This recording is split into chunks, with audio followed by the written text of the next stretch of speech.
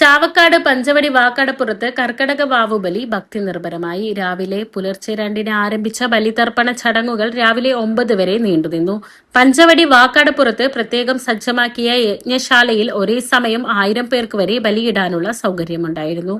മേൽശാന്തി സുമേഷ്, നിഖിൽ, അരുൺ, സന്തോഷ്, വിഭീഷ്, ലൈവാഷ് എന്നിവർ പൂജകൾക്ക് നേതൃത്വം നൽകി. ബലിതർപ്പണം കഴിഞ്ഞു വരുന്നവർക്ക് ക്ഷേത്രം ഹാളിൽ പ്രഭാത ഭക്ഷണവും ഒരുക്കിയിട്ടുണ്ടായിരുന്നു. പറമ്പന്തള്ളി ശ്രീ മഹാദേവ ക്ഷേത്രത്തിലും കർക്കടക വാവുബലി നടന്നു. രാവിലെ 4:15 മുതൽ ആരംഭിച്ച ബലികർമ്മ ചടങ്ങുകളിൽ 1000-ഓളം ആളുകൾ പങ്കെടുത്തു. ബലികർമ്മങ്ങൾ 8:30 വരെ നീണ്ടുനിന്നു. ബലികർമ്മങ്ങൾക്ക് അങ്കമാലി അജിത് ശാന്തി കാർമ്മികത്വം വഹിച്ചു. ക്ഷേത്ര മാനേജർ MV പത്നാകരൻ, വിവിധ കമ്മിറ്റി ഭാരവാഹികൾ, മാതൃസമിതി അംഗങ്ങൾ എന്നിവർ പരിപാടികൾക്ക് നേതൃത്വം നൽകി. കാക്കശ്ശേരി ഇന്ദ്രൻചിറയിലും കർക്കിടക വാവുബലി ദർപ്പണം ഭക്തി നിർഭരമായി.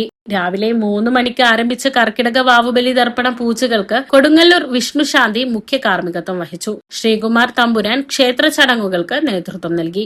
വെങ്കിടങ്ങ് ശ്രീ ശങ്കരനാരായണ ക്ഷേത്രത്തിലും കർക്കിടക മാസ വാവുബലി ഭക്തി നിർഭരമായി. പൂജകൾക്ക് ക്ഷേത്ര മേൽശാന്തി ജയദേവൻ ഭട്ടതിരിപ്പാട്, മാനേജിംഗ് ട്രസ്റ്റി വിഷ്ണു ഹരി നമ്പൂതിരി എന്നിവർ കാർമ്മികത്വം വഹിച്ചു. ബലിതർപ്പണ ചടങ്ങുകൾക്ക് സന്തോഷ്, ശാന്തിയും ക്ഷേത്രം ഭാരവാഹികളും നേതൃത്വം നൽകി.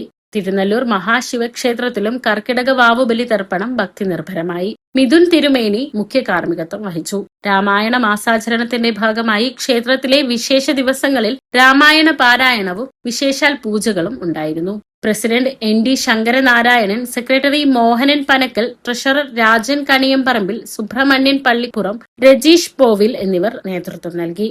തോയക്കാവ് കാളിയേക്കൽ കടവിൽ കർക്കിടക വാവുബലി തർപ്പണം ഭക്തി നിർഭരമായി. ചടങ്ങുകൾക്ക് ഗോകുൽ ശാന്തി മുഖ്യ കാർമ്മികത്വം വഹിച്ചു.